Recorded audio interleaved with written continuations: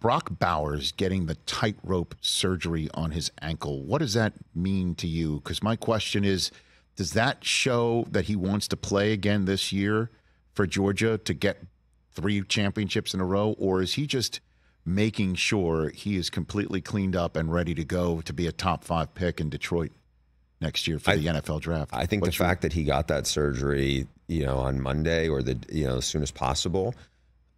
Tua had, I believe, it twice, and the second time was the year LSU won the national title. He actually only missed 1 game. Okay, now, they had a bye week in there, but Georgia's had other players. One of their most talented offensive linemen, who might be a top 15 pick, he had it, and they have a tight end who already had it. Those guys, it feels like they were on the 4 to 6, weeks outside. So I mean, if that's the case, he probably gets back in time for the SEC title game.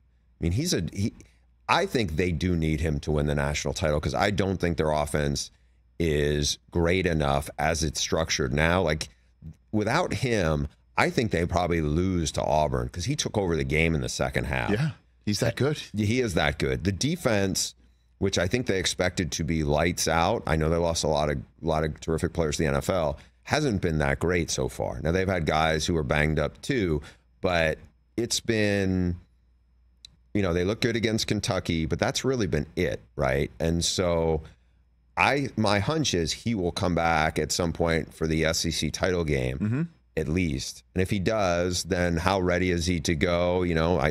My guess is they'll get Alabama. I guess they could get LSU if LSU ends up rolling through, and Jaden Daniels has been phenomenal, but the defense there has not.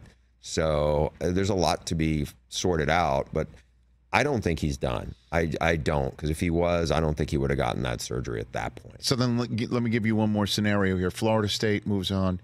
Ohio State beats Penn State this weekend. Michigan shows up at home against Ohio State. They're both undefeated. Let's say one more time. The Pac-12 champion is clearly one of the best teams in the country based on how everything else goes on. Is it possible that Georgia gets beat in the SEC championship game and the SEC gets 0 playoff teams? Is that a possible scenario here? It's possible. I think the thing that would be tricky for the SEC in that regard, because look, the SEC this is not one of its best years. Yeah, which means, treating the SEC like the rest of college football. Yeah. Is that heresy? Is that heretical even say it such shouldn't a thing? be. I think the way some of this domino stuff works is if Texas comes out of and avenges that loss, doesn't lose the rest of the year, and then Texas has the win over Alabama, and let's say Alabama's the 1-loss team, and Alabama has 1 loss where it was at home. It's not a terrible loss, but you can't put Texas. I don't think you can put Alabama in over Texas even it comes if down they to beat that. Georgia in the SEC championship. It's a great win, but the head-to-head, it was in your place. Yeah, I just don't, because at the end of the day, like, you're going to look at what the SEC is. Yeah, you have a great win over Georgia, but the SEC West, I mean, then you're talking about they would have beaten what would be a 3-loss LSU team at least, and LSU got dominated in the opener by Florida State. And LSU has another loss that's not, it's not great. So a 3-loss team, you'd have one great win. The other team would actually have a great win too, and it's against the team in question. If it came down to that was the head-to-head. I also think, if you have an undefeated Big Ten champ, they're definitely going. Right. But what about let's just, the loser of Michigan, Ohio State? They're both undefeated. And then that's the end of that?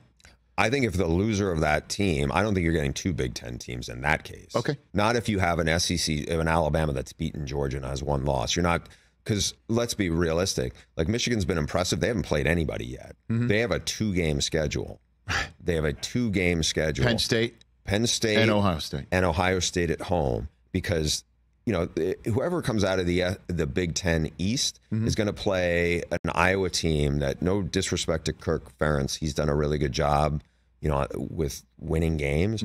But no one's going to look at that and go, oh, you beat Iowa and they're really good. That's just a really limited offensive team, and so they're not going to get a big push. So what you're getting really essentially is, hey, if you beat whoever you beat, you have one really good win. And, Ohio State's resume is going to be a little better because they did win in South Bend, and now that win is boosted. Same deal for Penn State as it is for Michigan, I think. It's just not, the resume is not going to be very strong beyond the heavyweight wins. Catch the Rich Eisen Show every single day on the Roku channel, 12 to 3 Eastern, for free.